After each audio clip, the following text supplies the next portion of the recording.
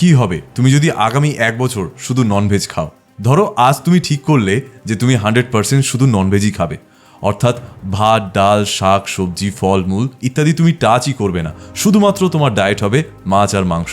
তাহলে এক্ষেত্রে তোমার শরীরের কি অবস্থা হবে? এর সহজ উত্তর হলো তোমার হেলথ মিটার 100 থেকে নেমে 10-এ চলে আসবে। আর এই কমপ্লিট ননভেজ ডায়েট একজন ফলো করেছিল, আর তার কোলেস্টেরল লেভেল এতটাই বেড়ে গিয়েছিল যে আক্ষরিক অর্থে তার হাতে স্কিনের উপরে কোলেস্টেরল দেখা যাচ্ছিল।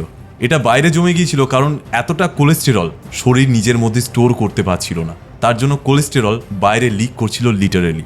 এখন তো অনেকেই বলবে মানবজাতির শুরুতে আদিম মানুষ তো শুধুমাত্র পশু শিকার করে খেত, তাহলে তাদের কি কোলেস্টেরল বাড়তো না? তো সত্যিটা হলো তারা পশুর মাংস তো খেত, তার সঙ্গেও কাঁচা ফল মূলও খেত। আর আজকালকার মতো তাদের অলস জীবনযাত্রাও ছিল না যে এক জায়গায় বসে শুয়ে কাজ করতে হবে। এই ভিডিওটা তোমার সমস্ত ননভেজ লাভার বন্ধু ও ফ্যামিলি মেম্বারদেরকে পাঠিয়ে দাও, সঙ্গে ফলো ও সাবস্ক্রাইব করে রেখো।